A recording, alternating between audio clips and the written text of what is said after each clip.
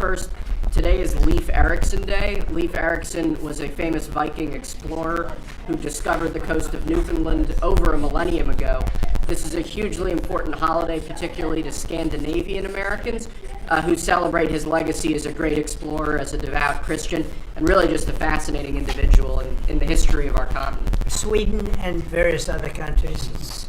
We have a lot of people from Sweden, a lot of Scandinavians. This is very important for Scandinavians, and it's a great honor. Okay, and now you have another one that's this is like I think very non-controversial, frankly, but some people would say it's controversial. Go ahead. This is like Explorer Day for you, sir. Today we have your Columbus Day proclamation for Monday, which we're signing a bit early. Christopher Columbus obviously discovered the New World in 1492. He was a great Italian explorer. He sailed his 3 ships, the Nina, the Pinta, and the Santa Maria, across the Atlantic Ocean and landed in what's today the Caribbean. But this is a particularly important holiday for Italian Americans who celebrate the legacy of Christopher Columbus and the innovation and explorer zeal that he represented. In other words, we're calling it Columbus Day. Yes.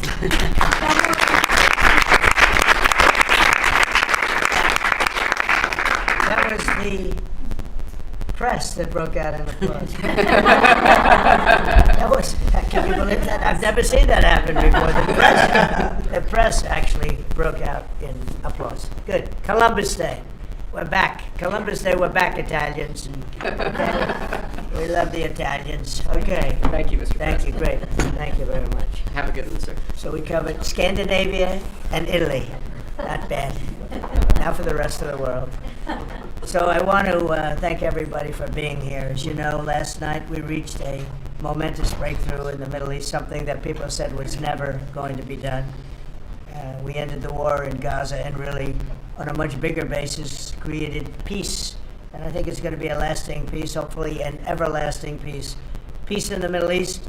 We secured the release of all of the remaining hostages, and they should be released on Monday or Tuesday.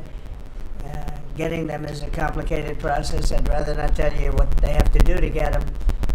They're in places you don't want to be.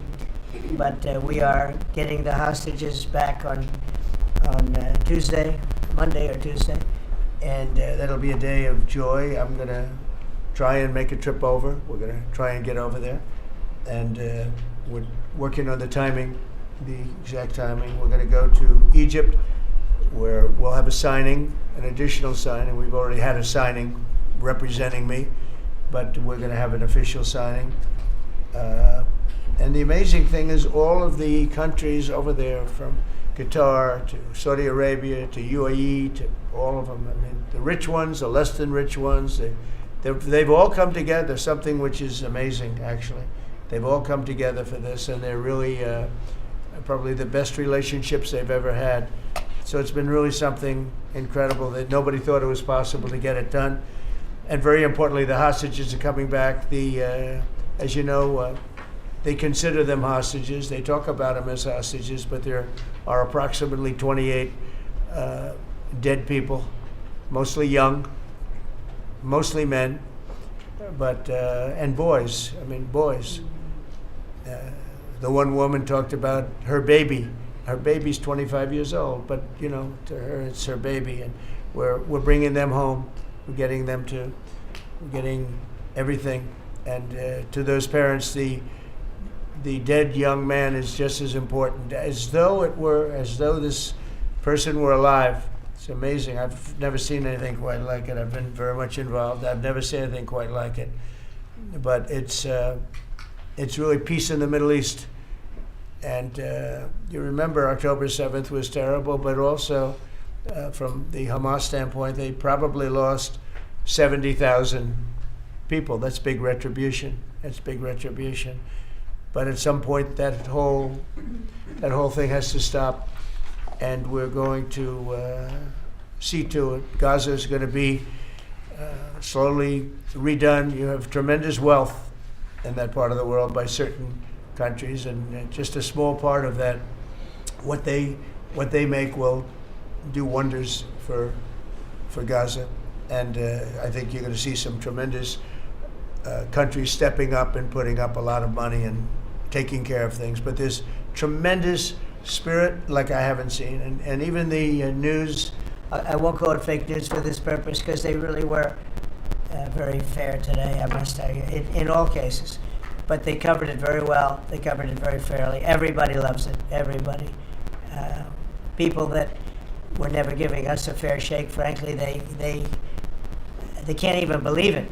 They're so they're amazed by it. A lot of people are. But it was just everything came together. I think the attack was very important on Iran, because let's say that didn't happen, they'd probably by now have a nuclear weapon, numerous nuclear weapons, and therefore, even if we signed a deal, there'd be a big dark cloud over it, and it wouldn't be the same thing. So Iran's different, but Iran wants to work on peace now. They've informed us, and they've acknowledged that they're totally in favor of this deal. They think it's a great thing. So we appreciate that, and we'll work with Iran. As you know, we have major sanctions on Iran and lots of other things. We'd like to see them be able to rebuild their country too, but they can't have a nuclear weapon. So I want to express my tremendous gratitude to the leaders of Qatar, Egypt, and Turkey for helping us reach this incredible day and for being there. They were there with us all the way. And of course, as you know, Saudi Arabia and Jordan and so many. I will tell you, President Erdogan was personally involved in dealing with Hamas and some of the others. He's been great. They've all been really amazing. Indonesia's been amazing. Indonesia's been fantastic. The whole world has come together for this. People that didn't get along, people that didn't like each other, neighboring countries that frankly didn't like each other, but now it's just this moment in time. So we look forward to welcoming the hostages, like you can't believe, home to their families, and that'll take place early next week. We hope Monday or Tuesday.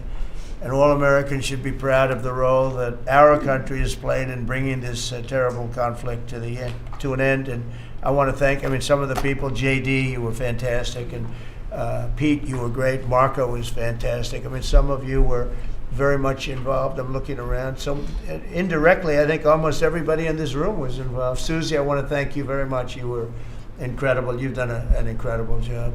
So, and yes, John, what you've done was invaluable. CIA, John Radcliffe, and he's done an incredible job. So I want to thank you all, and if I'm missing anybody, I apologize, but you've been amazing. And then you have Steve Witkoff, who worked so hard. And you remember we settled 7, this is number 8, we settled 7 wars, or major conflicts, but wars. And this is number 8.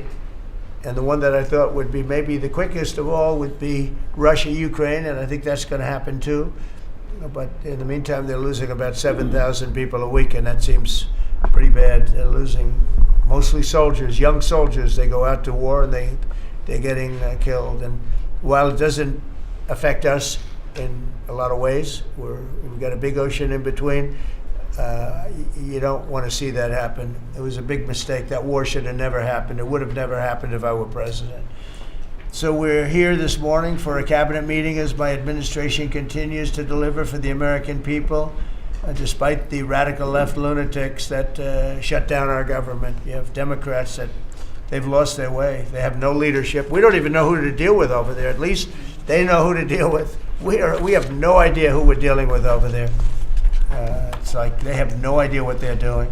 Republicans have voted repeatedly to pass a clean, nonpartisan bill to reopen government at the same funding levels. We're not going to do anything only good for health care. We're really, I think, become the party of good health care. And they keep using health care as a cudgel. They want to try and get everyone thinking about health care. We're the ones that are saving health care. In fact, one of the things we're doing is we're going to be reducing the cost of medicines by 100%, 200, 300, 500%, and even more than that, because as you know, we're in the process of favored nations right now. We've exercised a clause because we were subsidizing the entire world. The entire world pays a fraction of what the United States has been paying. And we've already, numerous Pfizer and other companies have already signed, and Other countries are a bigger problem because they've been getting a subsidized rate. We've been paying for years. This has gone on for 30 years. We've been reducing the rate of drugs for other countries because we've been paying much more than we're supposed to. And they used all sorts of ideas like research and development. I said, what about Germany? What about these other countries? Aren't they paying? No, we have to pay research and development. It was all nonsense, and I couldn't listen to it anymore. So it's a very radical, big, tough shift. Very tough. We got a lot of things going on there. But, you probably heard me say this in my first term, I think it was my third year, we reduced drugs from the beginning of the year to the end of the year. And I was so proud of it. I actually had a news conference to announce it, and it was 1/8 of 1%. Think of that, which is barely a reduction. But it's the first time in 28 years that there was a reduction in drug prices for the year. So from the beginning to the end, it was 1/8 of 1%. And I was so proud of myself. I did something that nobody else could do. But when I started to think about it, I said, doesn't make sense. And then I'm starting to look at numbers where a pill or a treatment or some pharmaceutical product is selling in Europe for 10% of what we pay for in New York City or in any one of our places and cities, states. And then I see people leaving for other countries to go buy their pharmaceuticals, where they make journeys to various other countries, including Europe, where they got the best bargains of all. And I put an end to it. It's over. And now we're, in major, I guess, disputes, but we're winning the disputes by a lot. With the countries, a couple of countries said, we won't do this. I said, well, it's unfair that we're paying 10%, and, you're paying just a fraction of what we're paying for the same product made in the same plant. And they said, well, we're not going to do it. I said, that's okay. You don't have to do it. But I'm going to put a tariff of 9% or 7% or whatever the amount of money is. And I'm going to put a tariff on your country for the amount of money that you're taking advantage of us for. No, you can't. I said, yeah, I can do that. I'm going to do that. And they would immediately agree. And I'd make the tariff substantially more than the number we're talking about. And they would immediately agree. So we have the consent, I think, Bobby, of every country, essentially. They know that if they don't do it, we're going to put a tariff on for double the price, and then they're going to do it. So we never had that before. You never had anybody in here that knew what the hell they were doing, I'll be honest. It really it makes me angry, because for years and years, and this started many years ago, and basically we subsidize the world. So this is going to have a huge positive impact on Medicare, Medicaid, even Social Security. But anything where there's pharmaceuticals, drugs involved, it's going to have a tremendous impact. So we're going to get drug reductions of 100%. I told you 1/8 of 1% that I was proud of myself. Now you're going to get 100%, 150%, 200, 300, 400, 500%. You're going to get the biggest drug reductions that you've ever seen. And they're already, I guess they're starting to kick in, but we've made deals with numerous companies we're going for the full board. We want whatever the price is. So that would mean that the world price, because the world is bigger than the United States, a lot more people, but the world price will go up a little bit and our price will come down a lot. So if a pill sells for $10 in London and $100 here, the pill will go to $20 in London and $20 for us. It's pretty simple. And that is a number that nobody can even fathom. It's a little like tariffs. Nobody knew how big they were. Nobody knew until they started seeing the trillions of dollars that have come in. I don't know why they didn't understand it. It's something they should have understood. We were taken advantage of for years with tariffs, and now I don't want to say we're taking advantage, but we've become a very strong country because of the money that's coming in. Republicans have voted repeatedly to pass a clean, nonpartisan bill to reopen our government, and remember, at the same funding levels both parties have supported in the past. So the radical Democrats have chosen to put the economy of our country. We have the best economy we've ever had. We had the best economy in my first term. but we have an economy that's blowing it away, and we have the Democrats are trying to obstruct. They don't want to have a good economy. I don't think they want to have a good country. That's why they try and stop our law enforcement from doing what we did in Washington, D.C. Washington, D.C., we have a great, safe, beautiful capital right now. Beautiful. It's so safe. You can walk down the street. Numerous people standing before me were mugged. And you're not going to get mugged anymore. We have a safe capital, one of the safest. We took it from one of the most unsafe places to one of the most safe places in the country. And we also beautified it, and we're in the process of doing even more so. So we're very proud of our capital again. We were embarrassed by our capital. A lot of people being killed that come from Iowa, Indiana, Florida, that come up, and they end up getting shot. They're not getting shot. We moved out 1,700 people approximately, right? Approximately 1,700 hardened criminals, career criminals. They moved them out. So Chuck Schumer and Hakeem Jeffries and the congressional Democrats are holding the entire federal government hostage. I will tell you, a lot of Democrats want to get this thing open too. They do. They're calling us, and they just want to get it open. And all we're doing is saying, just play the same thing until we get it straight. And they don't know how to go about it. I mean, and the problem is we really don't know who the hell is leading the Democrats. You have this AOC, I don't know her at all, but I watched her the other day. She said, well, if they want, they could come to my office. That's not leadership, you know. The only one that challenged her actually was Nancy Pelosi. Nancy's not looking too good. I don't know what happened to Nancy, but she's not looking great. But she was the only one, I give her credit, she was the only one that challenged her. But AOC said that they can come to her office and negotiate, the Republicans. And we're saying, oh, I didn't know she was in leadership. But she's taking Hakeem Jeffries' place, and Schumer's afraid that she's going to run against him. And right now, I don't know, it can change, life is crazy, right? But right now I don't think he can beat anybody. So he'll lose in a primary. I would say he'll retire before he loses in a primary. So I think Schumer's going to retire because he can't beat anybody. His polls are so bad.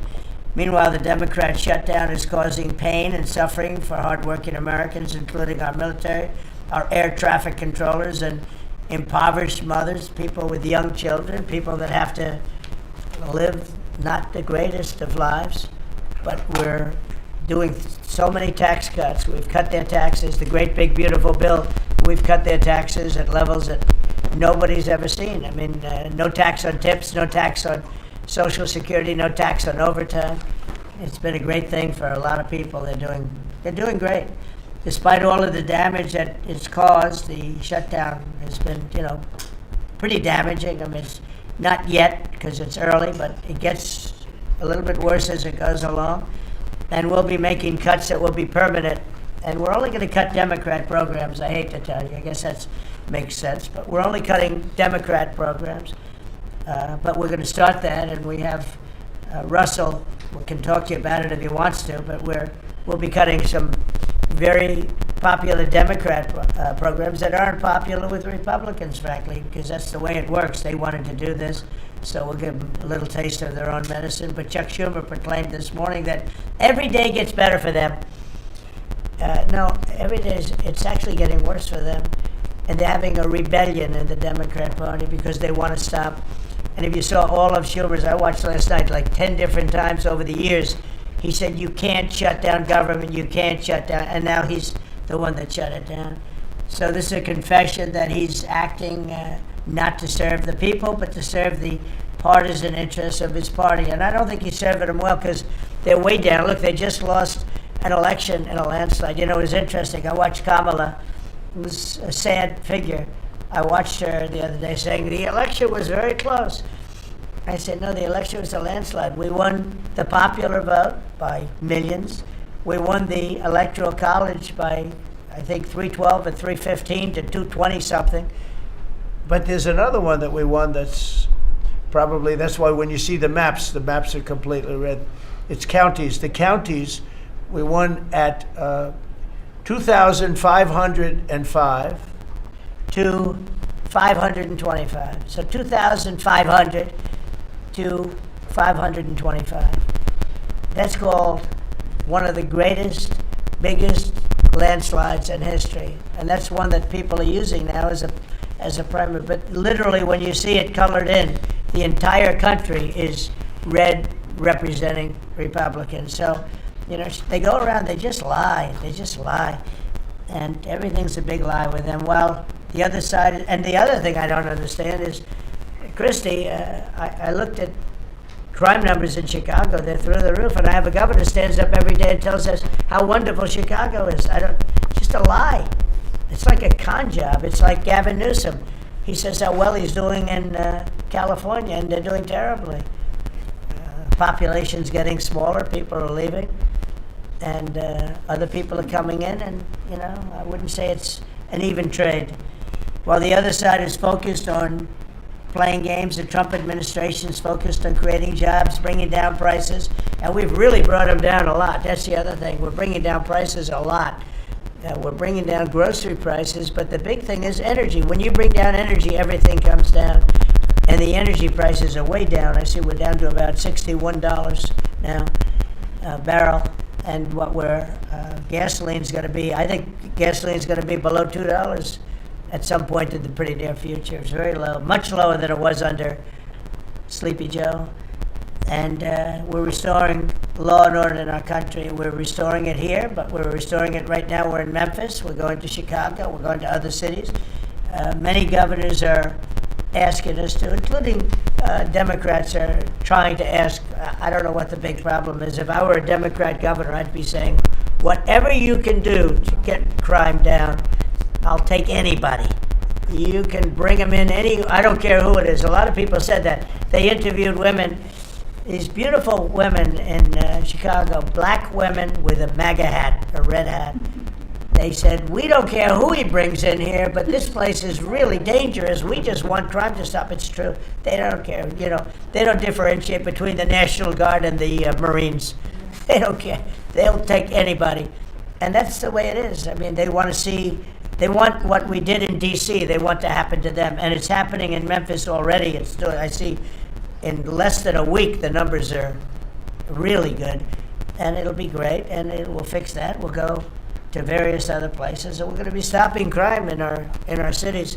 And it's a great thing, and we won't get credit for it, but it's a great thing. We've launched a historic campaign to take back our nation from the gangs and the street criminals, violent repeat offenders, illegal alien lawbreakers, domestic extremists, and savage, bloodthirsty cartels.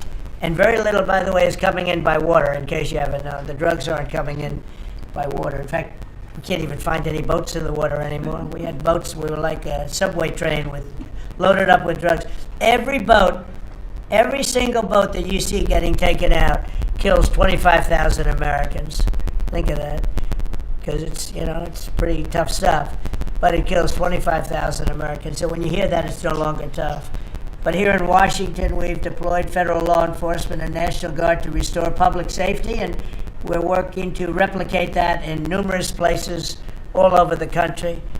And we have a very powerful military. We have a very powerful National Guard. I want to thank the governor of Texas, who has been, as usual, great. Governor Abbott, he gave us 400 troops without even a question. And we have other governors likewise doing what has to be done, because they know we have to confront crime. We're directly confronting the sinister threat of left-wing domestic terrorism and violence, including the terrorist group Antifa. You saw that yesterday. We had a news conference. Antifa's out of control in Portland and other places, but mostly Portland in the case of Antifa. And we had people that were really badly affected by them. It was terrible. So one of those things, but we're knocking the hell out of them. And we're looking for the people that are funding them, and those people are going to be just as guilty as the people that smack people over the head with a baseball bat. And I'd like now to ask Attorney General Bondi and Secretary Noem to discuss this a little bit and tell where we are. And then we'll go around the room. We'll go quickly. We're going to go quickly if we can, because we have a lot of things to do, including I won't be spending that much time here because I'll be leaving fairly soon for the Middle East. And I'm very honored to be involved with that, I'll tell you. It's a great thing for our country. People are so happy about it. I've never experienced anything quite like it. I've never seen such universal praise for being able to do something. No, it's something that nobody thought was possible, and we're going to end up having peace in the Middle East. Who would have thought? So, Pam, could you start, and then Christy, please. Sure, President Trump, and despite the Democrat shutdown of our government, our law enforcement officers are out there working without paychecks, round the clock, to keep and make America safe. Secretary Hegseth and I were recently in Memphis. We had 1,100 law enforcement officers in one room with us. The Memphis PD, they were the happiest to see us, don't you think, Secretary Hegseth, of anyone. We had ATF, DEA, FBI, U.S. Marshals. I'm not sure if our park police were there. We had Treasury, Secretary Bessent, and of course we had Secretary Noem's Homeland Security, all working together with the Guard.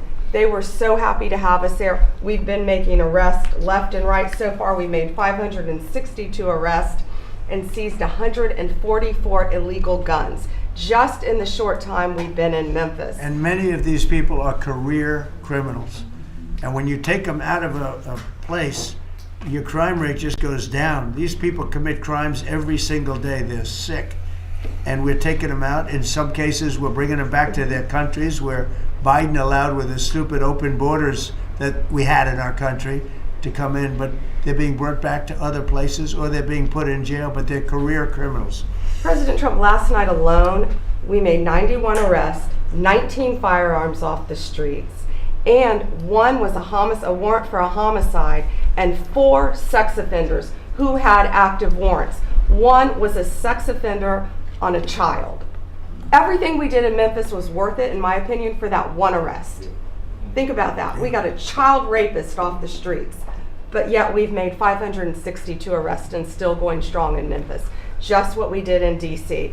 But it's because it's all of us. It's a team working for you to make America safe, all together, round the clock. Thank you very much. Thank you, Pam. Thank You're doing you, a great President job. Trump. And it's amazing that we're not getting cooperation from Democrats. It's like, it's a new issue. You know, we have all the old issues of the wall and the border and all of the things, men playing in women's sports, they still want that, transgender for everybody. All these issues are so crazy, but we have a new one. It's called crime.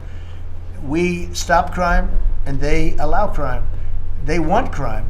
It doesn't make sense. I think it's as ridiculous as the other things that we talk about all the time. But I've added it onto our list, a 5-letter word called crime. We stop it, and they actually incite it. It's crazy. You would think they'd want them. You'd think they'd want Christy and Pam and all of the people. If we needed the military, Pete will be there. We've got a massive military. We have the best numbers we've ever had for recruitment.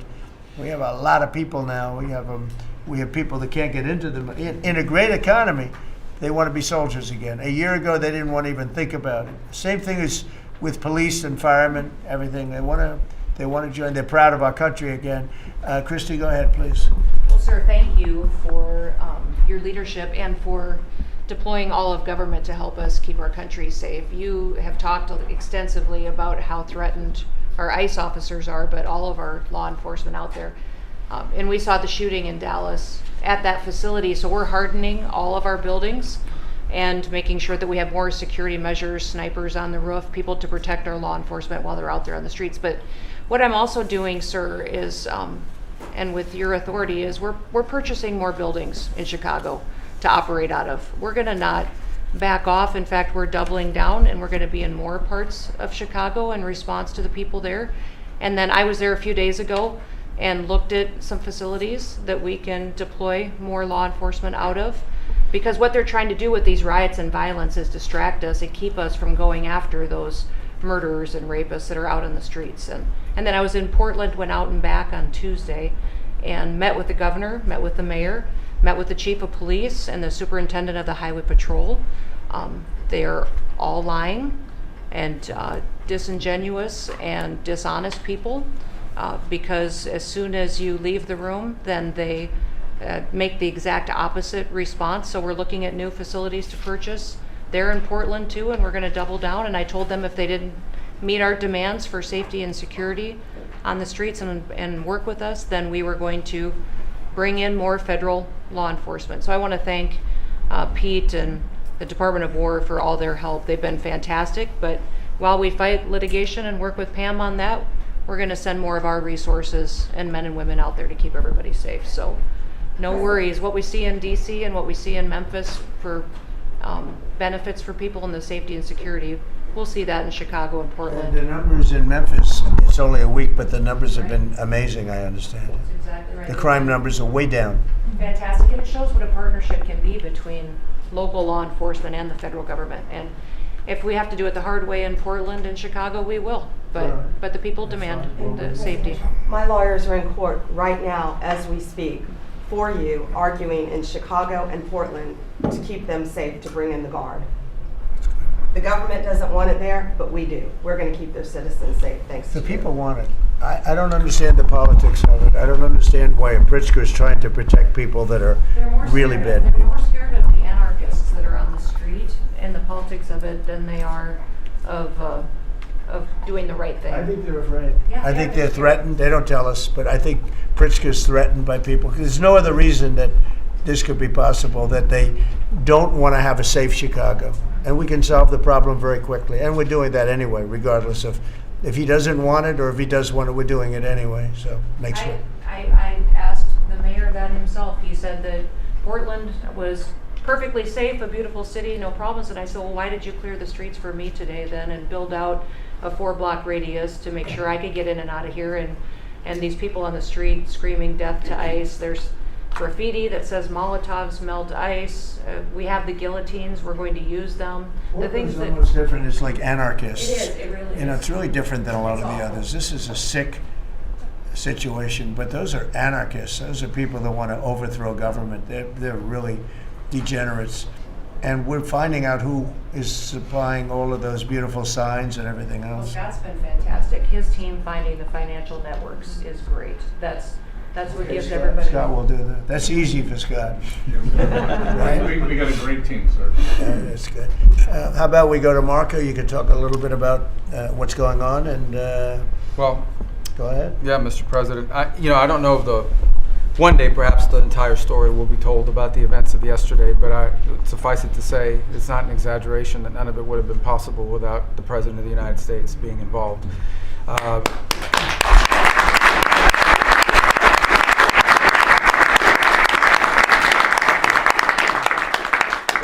It really began with your trip to the Middle East, where these relationships were forged with partners in the region, personal relationships, close relationships that created the foundation where all of this was possible. Where I think this really took a turn. Remember, a month ago, no one thought this was possible. Where it really took a turn about a month ago, less than a couple weeks ago, is when we were at the United Nations and you convened an historic meeting, not simply of Arab countries, but of Muslim majority countries from around the world, including Indonesia was there, Pakistan was there, and created this coalition behind this plan. Then on that following Monday, you met with the Prime Minister of Israel here, and that plan was presented. And then, of course, our great negotiating team followed up on it. In the interim, again, perhaps the stories will be told, perhaps they will never be told. The President had some extraordinary phone calls and meetings that required a high degree of intensity and commitment and made this happen. And I think what's important to understand is that yesterday what happened was really a human story. There's a geopolitical aspect to it, there's no doubt about it. It creates the conditions for Gaza to one day be a normal place again and people to have a better life and Israelis to be safe. But yesterday was a human story. And because of the work you put in, and honestly, not only is there no other leader in the world that could have put this together, Mr. President, but frankly, I don't know of any American president in the modern era that could have made this possible because of the actions you have taken unrelated to this and because of who you are and what you've done and how you're viewed. And this weekend, because of that, at some point very soon, we are going to see 20 living human beings emerge from the darkness into the light for the first time in 2 years. And that is because not only were you used the credibility and the power and the prestige of this office and the relationships you created, and you committed yourself to making it happen. And I think it will go down as a historic moment in the history of our country and something our country should be very proud of, that we have a president that's committed to not just peace, but to the human aspect of reuniting these families. My last point on this is just a couple days ago, Secretary Lutnick hosted us all, many of us, at the Kennedy Center. And we had these families, we've interacted with them for so many years, for 2 years now. And the stories are heartbreaking, both whose families are alive and those who are deceased as well, who want their relatives back so that they can complete the process of grieving. And it was, we had all hoped that perhaps that was the day that we would have an announcement for them on the anniversary of the 7th. But I know you were able to speak to some of those families last night. And I just hope the whole nation understands how incredibly proud they should be of their president and of their country for the role that they've played. And I don't want to let this moment pass, Mr. President, without also noting the incredible work of Steve Witkoff and Jared Kushner. They're an incredible team working together, facing some substantial impediments to even being there this weekend and doing it. Let me just leave it at that. And they've done a great job on your behalf, Mr. President. They deserve a tremendous amount of credit. But thank you for what you've done for the world. For the world. Thank you very much, Marco. I appreciate it. I think because we have a very busy day with all that's going on, what we'll do is maybe just a few of you raise your hand if you'd like to say something that don't talk too long, Doug.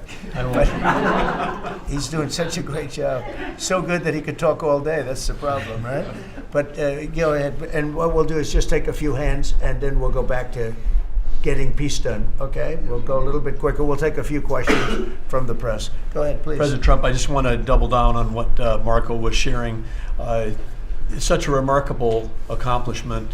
Agree that no other president could have done this, but what set the groundwork for you able to do that? When you took office on January 20th, you made a 180-degree turn in our military strength with Pete's leadership.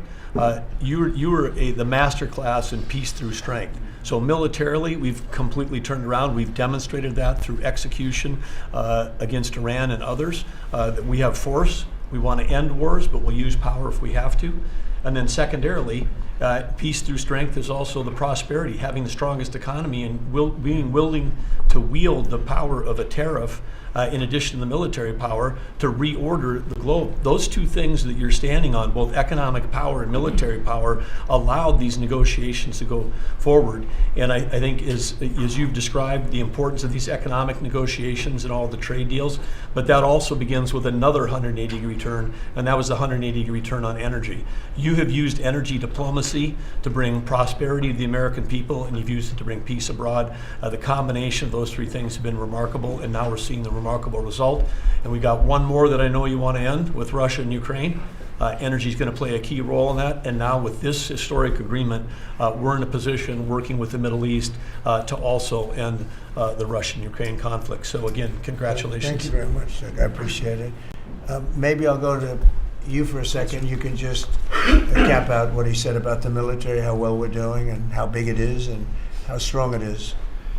Mr. President, you're exactly right. At the War Department, you don't get peace without strength. And our job is to be the strength part of the equation and deliver that when necessary, as you demonstrated with your order of Midnight Hammer, and the entire world saw. And I just want to echo what Marco said. It is a personal honor to be able to witness the way you lead and negotiate. I wish people had a full understanding of what that looks like. That historic nature. A lot of us vets, the Vice President, Tulsi, Lee, Doug, probably after decades of war and the chaos that was unleashed through reckless and foolish American policies, never thought this kind of peace would be possible. Yet, with your strength, with your ability to wield trade negotiations, personal relationships, to open up that opportunity is truly historic on the world stage. And it creates a whole number of other cascading effects. And watching Marco and the Vice President and Steve and Jared, the CIA director, everybody come together to make it happen.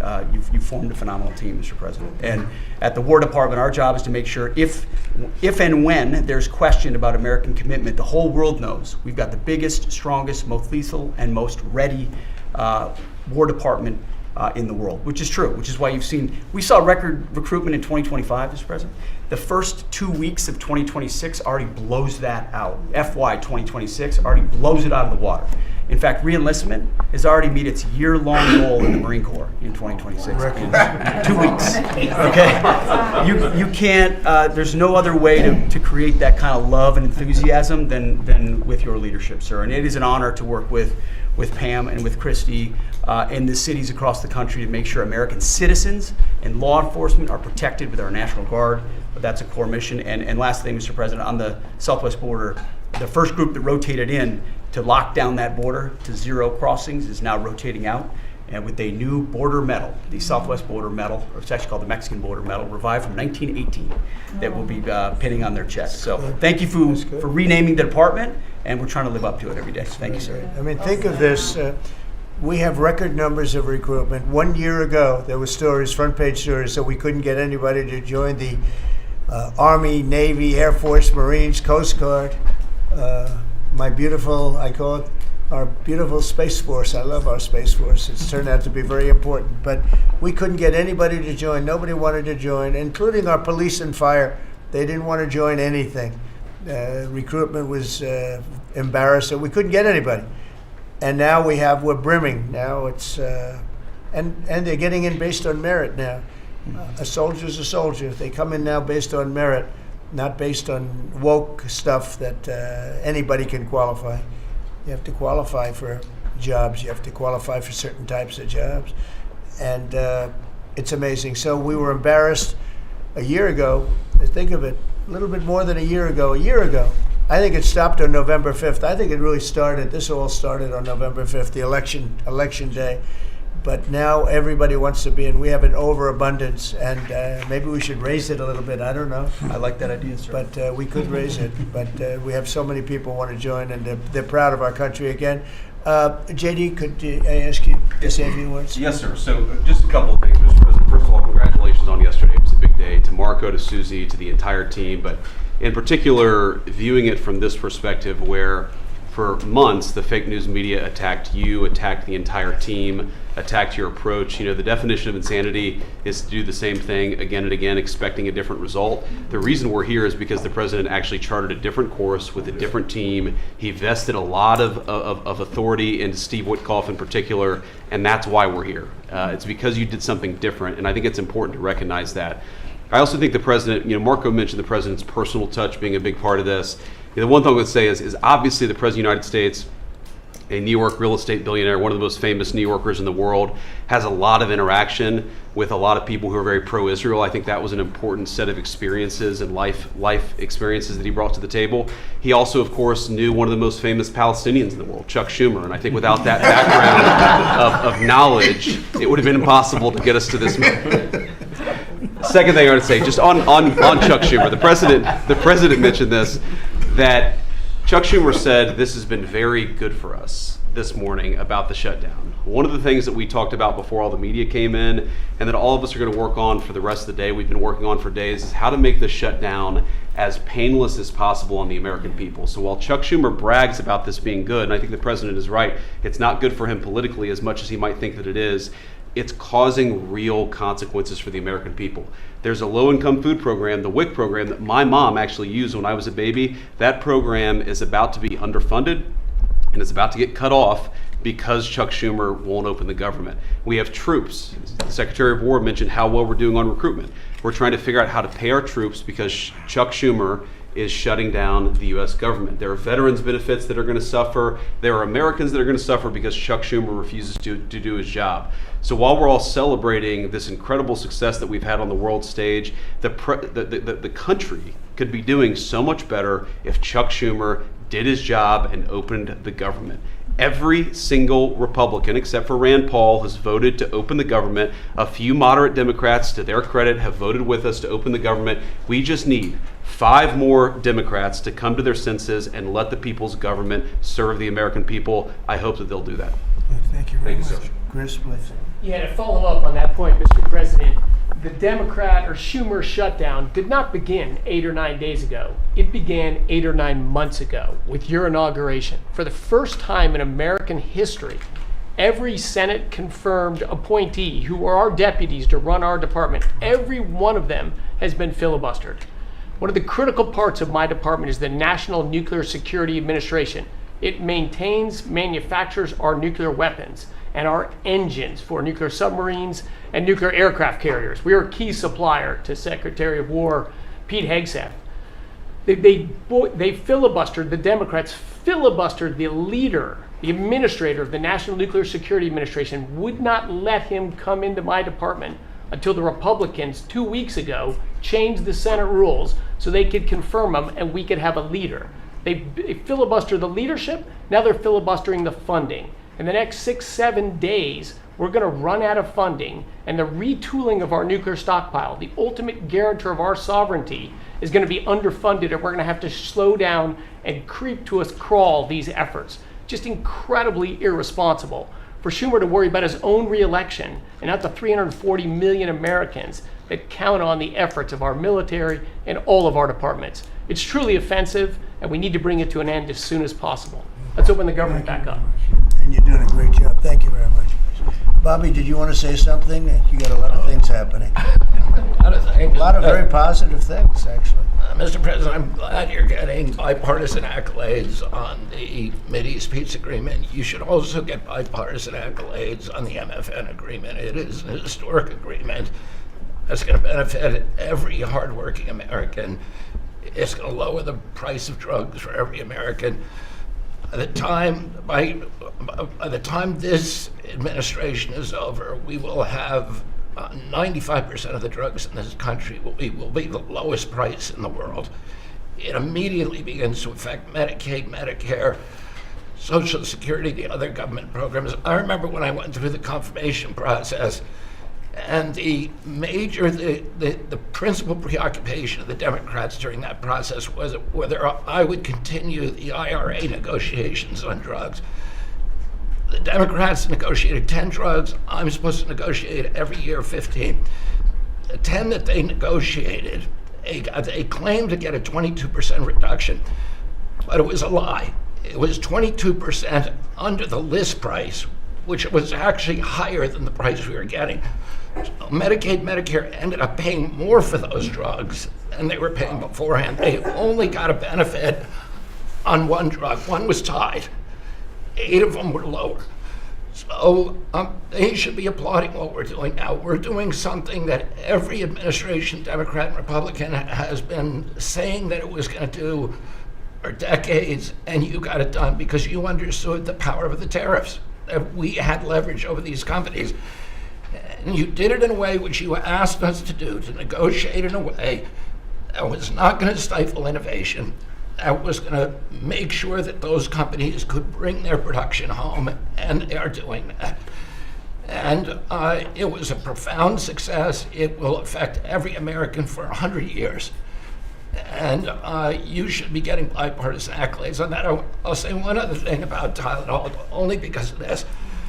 This morning before I came in here, somebody showed me a TikTok video of a pregnant woman, 8 months pregnant. She is an associate professor at the Columbia Medical School, and she is saying F Trump and gobbling Tylenol with her baby in her placenta. And the level of Trump derangement syndrome has now left political landscapes, and it is now in the realm of pathology. And a mother could overwhelm millions of years of maternal instinct to put her baby at risk. And all you have to do is look at the studies which you and I talked about. It's not dispositive that cause autism, but it is so suggestive that anybody who takes this stuff during pregnancy, unless they have to, is irresponsible. There are 15 rodent studies. Every one of them shows if you give it to the mother, the babies, and particularly the male babies, have profound neurological and behavioral changes. There is a study from Johns Hopkins on cord blood where they divided women into 3 categories: those who had the least acetaminophen in their cord blood, and those who had the most. The ones with the most had 3.6 times the rate of autism in their children. The middle category had 2.2 times, so it's a dose-related response. And there are dozens of studies that show the countries that use the most have the highest level of autism. Cuba has the lowest level in the world of acetaminophen use, and it has the lowest autism rate in the world. So this is not dispositive. It is not proof. We're doing the studies to make the proof.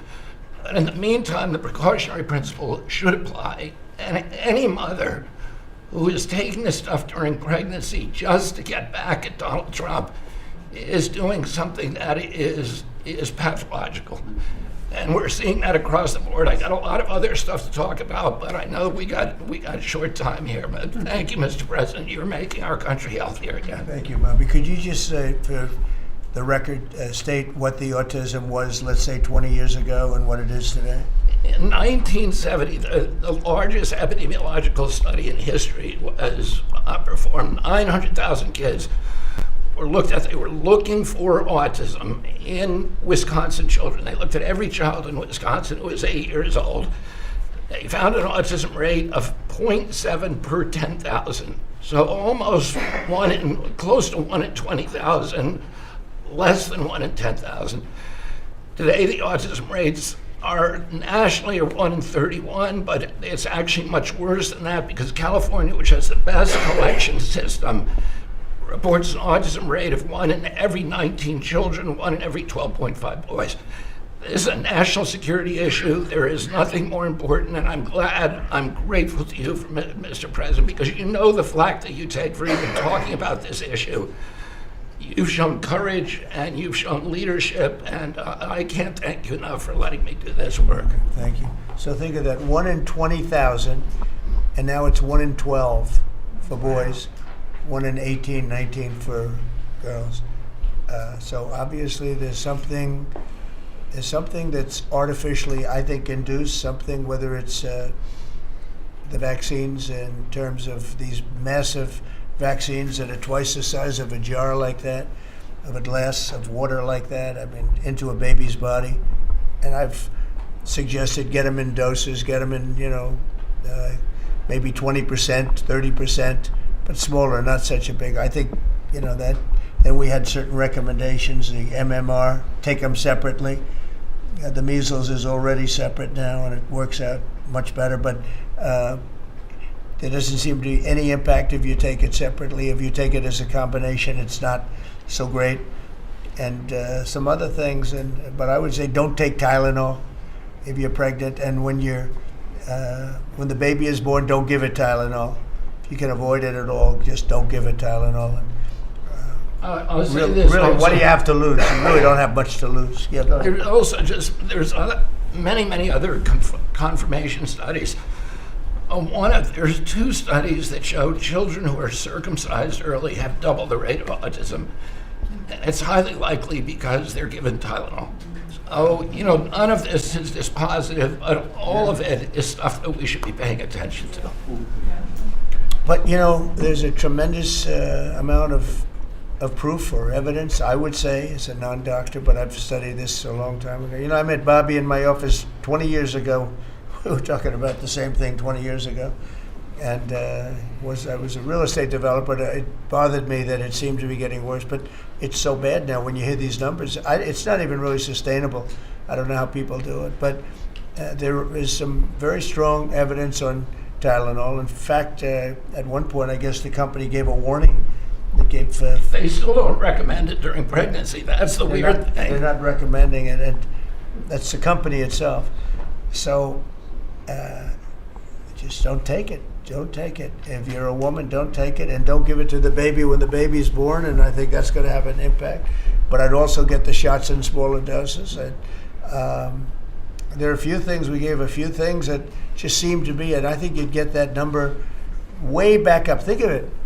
You have 1 in 20,000, and now it's not even believable when you think the 20,000 drops to 12 children. So that's induced by something that's given or taken, and it should be able to be stopped. And you were talking about the Pennsylvania Dutch. You were talking about the Amish, where they don't take any of this stuff, and they have virtually none, right? They have no autism. So we're doing something very bad. Somebody's been given given some bad things. Other countries, by the way, we have, I think, we have 82 vaccines that we give simultaneously. And I'm a vaccine believer, by the way. I believe in the polio vaccine. I believe in a lot of vaccines. But when you give 82 vaccines in a shot to a little baby that hasn't even formed yet, it's a lot of vaccines. And in Japan, they give a much smaller number. In Germany, they give a much smaller, like 28 vaccines. That's a lot too, but 28 is a lot different than 82. So, but I would say on the Tylenol, don't take it, and that will be.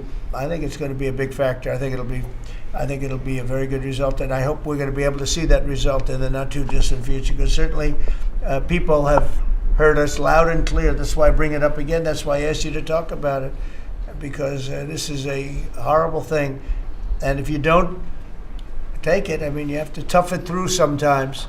There are other things you can do, but you have to tough it out. It's easy for me to say, but I think you're going to see numbers that will be it'll be so significantly improved, and maybe fully improved. I mean, there's something there. There's something going on, and we have to address it. And so I'm addressing it the best I can as a non-doctor, but I'm a man of common sense. Okay, any other questions? I'd like to comment on Yeah, the report. please. Mr. President, a lot of people are calling to give you the Nobel Peace Prize after this peace deal that you managed to achieve in the Middle East. First of all, your opinion on that, and I was wondering about your trip to the Middle East, if you can tell us if you're considering to speak at the Knesset, at the Israeli parliament. Well, they asked me to speak at the Knesset, and I've agreed to. If they would like me to, I will do it. It's the first time a president has ever done that, so that makes it very interesting, right? Yeah. But yeah, so I will do it if they want me to. They have asked me to do that. Thank you. Families of hostages are out in the streets in Israel dancing and crying tears They're of all joy. dancing in the streets right now. They're dancing in the streets. They're so happy. Everybody's happy. They're dancing in the streets of Arab countries, Muslim countries. I've never seen anything like it. Everybody is happy. It's been really amazing. Thank you. President Trump, on the international peacekeeping force that's going to deploy to Gaza soon, do you expect that Pakistan, Turkey, other countries to contribute forces? Has that become firmed up? And also, the shutdown, it seems like in the House there's a majority support for a temporary extension of the Obamacare subsidies, perhaps minus the funds for illegal immigrants. Is that how you see the deal to end the shutdown happening? Well, I see the deal just getting extended as we continue to talk, but we're willing to pay because we're paying. It's very simple. We're paying. And the Democrats are the ones that caused this problem, and it's a big problem for them. And they have a lot of break in their ranks. But so I see that. I think that'll get worked out. But we want to get back before we do this. We don't want to have a gun held to our head. We don't like that, and the public doesn't like it either. So we want to get back, and I think it's going to work out. I think it's going to work out very well. It's something that shouldn't have happened. This was supposed to take place before the election. This was supposed to take place on September 28th before the election. We shouldn't even be talking about this right now. This is actually something that shouldn't have even happened. Yeah, please. Mr. President, looking ahead, what guarantees Hamas disarms and that Israel doesn't resume bombing once the hostages Well, the are first thing released? we're doing is getting our hostages back, okay? And that's what people wanted more than anything else. They wanted these hostages back that have lived in hell like nobody has ever even dreamt possible. And after that, we'll see. But they've agreed to things, and I think it's going to move along pretty well. But what is phase two? When Well, does I'm it not going to begin? talk about that because you sort of know what phase two is, but there will be disarming, there will be pullbacks, there will be a lot of things that are happening. I gave you a whole list of 22 different things that will take place. And I think it'll take place, and I think you're going to end up with peace in the Middle East. But we have to get our hostages back. And we weren't going to do it at the end. We're going to do it at the beginning. We said we want them at the beginning. We're not doing it. We got the hostages back. We did, as a group with Steve and Jared and Marco and me and all of us. We got the hostages back. We got many of them back. Many, unfortunately, were dead. But we got many back that are now living with their families, with their parents in many cases, and with their husbands, families, wives. Many of them, they celebrate all over. They're the ones that are celebrating the loudest. They're all over. There are a lot of them that we got out. but the last 20, and I always said the last ones are going to be the most difficult. But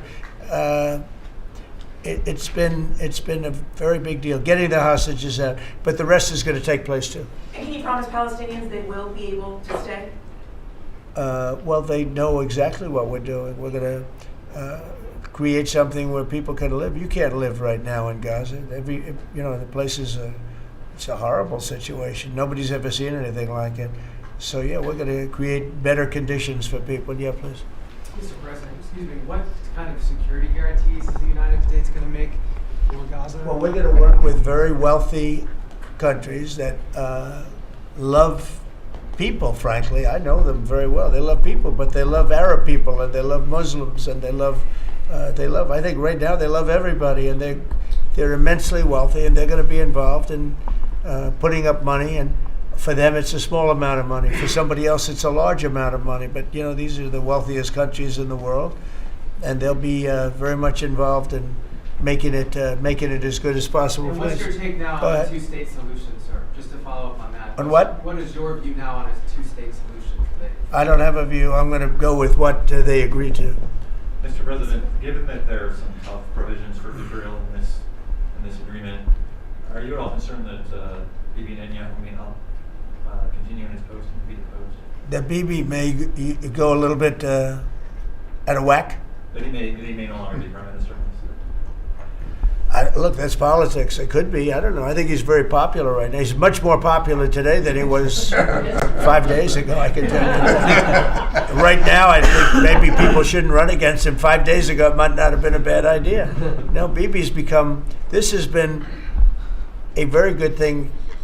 I don't think he did it for that reason, okay? But I think just looking as an analyst would look at this, I think Bibi should be very popular right now. Yeah, please. What will happen if Hamas says that it cannot locate or was not able to find all of the deceased hostages' bodies within the time? Well, we'll have to see. I think that's going to be, it's largely been answered. We know where most of them are. Actually, the bodies are a bigger problem because some of the bodies are going to be a little bit hard to find. It's a terrible thing to discuss even, but you understand, we're all people. We're grown-ups. We understand life. Nobody can understand this stuff because this could have taken place. But we have the hostages for the most part, and so I don't think it's going to be overly big. The situation with the bodies, they say 28. Some are going to be a little bit hard to find, but we're going to do the best we can. Yeah, please, behind you. Yeah, behind you. Please. Thank you, sir. Regarding Jared Kushner's role in the negotiations, can you explain a little bit about why he came on at the last minute? And then in regards to the WIC program that the Vice President mentioned, do you know when the funding that you promised through the tariff revenue will actually go through to communities? Because there's reports that WIC providers are actually setting to close down today. Well, okay, let me just answer the Jared. So Jared's a very smart guy. He did the Abraham Accords. As some people say, the Abraham Accords, which I love the way that sounds. But he did the Abraham Accords. It was a great thing. 4 big countries joined. If I were president, if the election would have been a correct election, which it wasn't, you'd have every country in there. Maybe even Iran would have been in there, frankly. But you'd have every country in. Now, by the way, that's going to be filled up rather quickly. People want to join the Abraham Accords. And I put Jared there because he's a very smart person, and he knows the region, knows the people, knows a lot of the players. And the combination of him and Steve Witkoff and Marco and Cooper, who as I hear has been fantastic, and others that were involved. JD was very much involved. I mean, we had a very smart group of people working.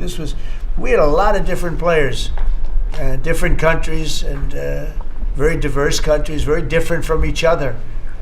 They had certain things in common, but they had a lot of things, mostly things that were not at all common to their countries. So we had a very smart group of people. These are high IQ people. Okay, I talk about how many low IQ people we have in our government. We got some real low ones, but some shockingly low.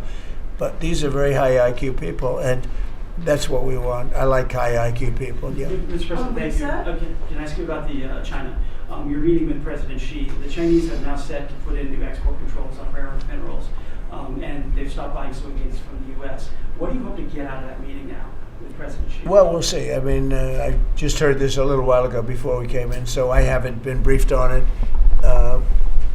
The export. I mean, look, we have the ultimate export. We have import, and we have export. We import from China massive amounts, and maybe we'll have to stop doing that. But I don't know exactly what it is. Neither do you. Neither does anybody. It's a little bit soon. I just heard about it.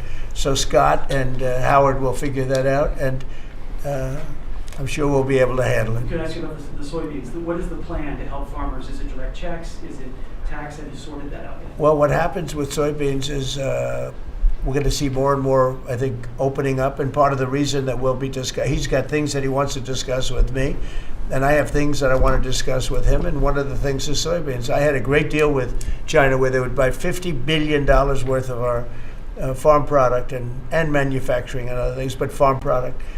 And it was going along well. Then when the election turned out to be a rigged election and we had the wrong guy get in there, he didn't do anything about it. I used to call up President Xi every 2 weeks, or I'd call up people in China, say, you got to keep going, you're not buying the amount that you agreed to. And this went on for, ever since we signed the agreement. It was a great agreement.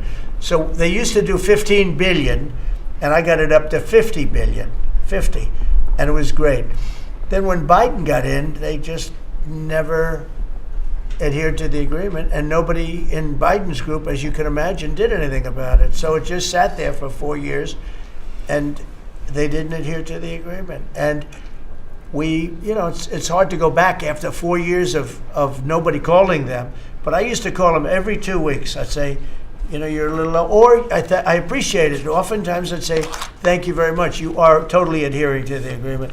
But we had an agreement, they would buy $50 billion worth of our product, mostly farm product. And remember I said to the farmers, buy larger tractors and more land. And that's exactly what happened. They did well. But we do suffer. I'd like you to discuss that maybe for a second, Brooke. Sure. Very quickly, by the way. Yes, sir. But would you just talk about how Biden let us down? Biden, every single thing, every problem the farmer has is because Biden didn't do anything for 4 years. Go ahead. No, I think that's right. This president has been unequivocal in his support of the farmers. First of all, in term one, we worked on it so hard and opened up markets, but especially this term. But here's what everyone has to understand. The farm economy is in a very uncertain time. But that isn't because of the current trade negotiations, although certainly the China part is part of that. But we inherited a slew of issues. First of all, as the president said, when we left Trump 1, we had an agriculture trade surplus. When we came back for Trump 2, it was a $50 billion ag deficit. That isn't everything, that's just agriculture. The second part is the cost of inputs for our farmers increased on average between 30 and 38%, but that includes fertilizer, it includes fuel, it includes interest rates, it includes labor. All of this came about under Joe Biden, a 47% increase in the cost of labor that now Secretary Chavez-DeRimmer and Noam and I are working on. Fuel is coming down, thank you. Interest rates, thankfully, are coming down. A 73% increase in interest rates for our farmers. They couldn't get loans to make sure that they could move forward. So that's all really, really important. And I think we have to realize what the president's commitment is this, that we're moving into an era of rural prosperity, of a golden age for our farmers in rural America. The trade renegotiations and the trade realignment that Jameson and Scott and Howard have led with the president's leadership is unlike anything that's happened in the history of our country. And those that will benefit the most are the original Americans, our farmers and our ranchers. The president has committed, if we need a bridge, he has talked about that to get us from the Biden years to the new Trump era. That's what we're working on every day. We've got to get the government reopened so that we can move forward on that. And once we do, we'll be able to move out a significant program to help our farmers Long term, we have to change this hamster wheel of government. We've got to ensure that the farmers have the market to sell, and it's a national security issue and onshoring a lot of the food as well. So, sir, thank you. Thank you, everybody. I think that's enough. Thank you, press. Thank you, press. Let's go. Thank you. The country is doing very well. Thank you very much, everybody. Thank you, press. Let's go. Thank you.